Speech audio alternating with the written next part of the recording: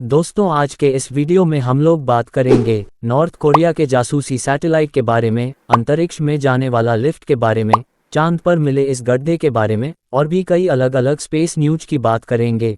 तो चलो शुरू करते हैं पहले नंबर से।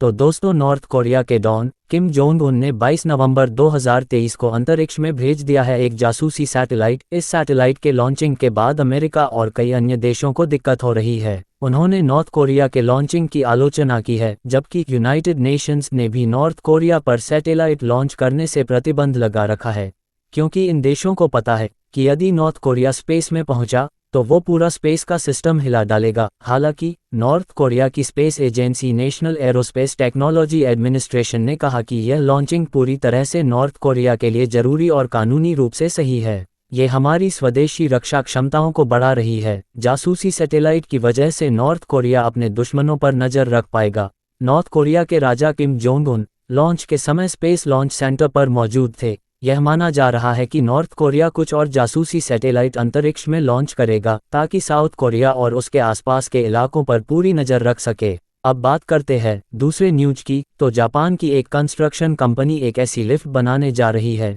जो इंसानों को अंतरिक्ष में स्पेस स्टेशन तक ले जाएगी। ये लिफ्ट अंतरिक्ष में 96,000 किलोमीटर की ऊंचाई तक जाएगी। साल 2050 तक ये बनकर तैयार हो जाएगी। इस लिफ्ट में लोगों को सामान के साथ ले आया और ले जाया जाएगा।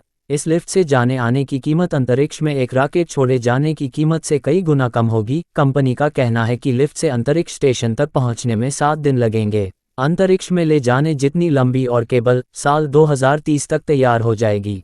अब बात करते हैं तीसरे न्यूज की। तो दोस्तों, नासा के इस परसिवरेंस रोवर ने मार्स पर ऑक्सीजन पैदा कर लिया है।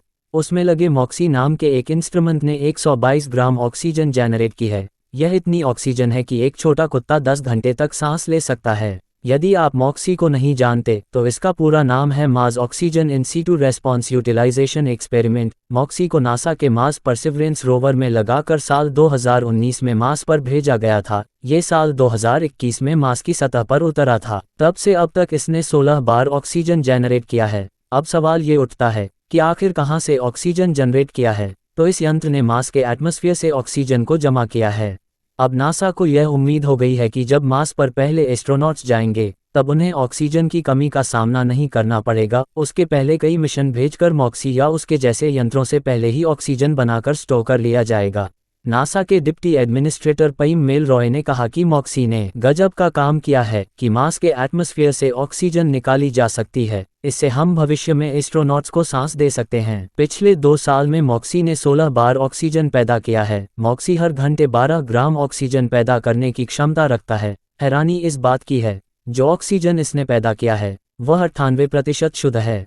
अब बात करते हैं चौथे न्यूज की। तो बात पिछले साल की है। अमेरिका के लूनर रिकॉन्सेंस ऑर्बिटर ने चांद की ये तस्वीर भेजी थी, जिसमें 2 नए गड्ढे एक साथ दिखाई दिए। आमतौर पर चांद की सतह पर जब कोई चीज टकराती है तो वह एक ही गड्ढा बनाती है, जिसे इंग्लिश में क्रेटर कहते हैं। लेकिन यहाँ पर 2 गड्ढे एक दूसरे के ऊपर चढ़े हुए मिले। अब ये देखकर पूरी दुनिया हैरान है, क्योंकि उन्हें ये समझ नहीं आ रहा है कि आखिर ये गड्ढा आया कहाँ से। जबकि गड्ढों के आसपास रॉकेट के टुकड़ों का कोई सबूत नहीं मिला। वैज्ञानिकों को समझ नहीं आ रहा कि रॉकेट के एक हिस्से की टक्कर से 2 गड्ढे कैसे बन गए। पिछले साल 4 मार्च 2022 को रॉकेट बूस्टर चांद के अंधेरे वाले हिस्से से टकराया था। एलआरओ ने तस्वीरें 25 मई 2022 को ली हैं। जहां ये क्रेटर बने हैं वह इलाका मैदानी है। अब कहा जा रहा है कि चीन के रॉकेट की वजह से ये 2 गड्ढे बने, जिसमें कोई अनजान हथियार रखा था या कोई अलग तरह का पेलोड था उसमें, जो रॉकेट से अलग होकर नया गड्ढा बना गया। अंतरिक्ष विज्ञानी बिल ग्रे ने ही सबसे पहले इन गड्ढों को खोजा था।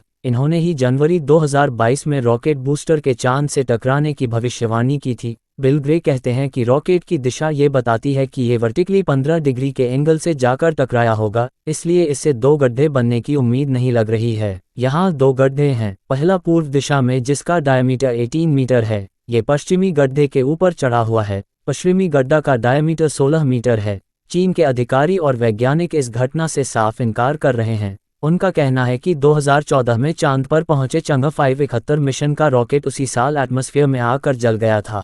यह उनके रॉकेट की वजह से गड्ढे नहीं बने हैं। पिछले साल ये कहा गया था कि स्पेसएक्स के रॉकेट का ऊपरी हिस्सा है जो चांद की तरफ जा रहा है, जो नासा का डीप स्पेस क्लाइमेट ऑब्जर्वेटरी लेकर गया है। लेकिन बाद में यह बात खारिज हो गई। 47 रॉकेट टकराए हैं आज तक चांद से। बिल ग्रे तो अब भी अपनी बात पर अडिग हैं कि चांद पर अगल बगल 2 गड्ढे चीन के रॉकेट में लगे किसी हथियार की वजह से बने हैं।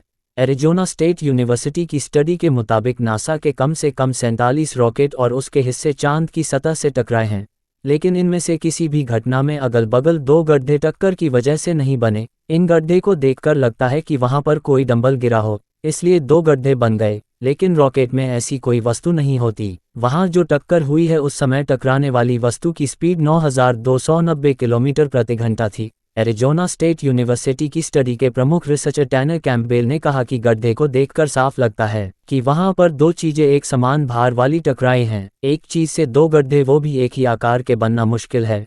टैनर कहते हैं कि हमें ये नहीं पता कि किस तरह का पेलोड चीन के रॉकेट में था, लेकिन ये भी हो सकता है कि चीन किसी तरह के हथियार का परीक्षण चांद पर कर रहा हो। शायद ये जानकारी हमें कभी न मिले, क्योंकि चीन ये जानकारी कभी दुनिया को नहीं देगा, लेकिन इतना तो पुख्ता है कि वहां पर रॉकेट के साथ गई और वस्तु भी टकराई है, जो रॉकेट के ऊपरी हिस्से के वजन के बराबर थी।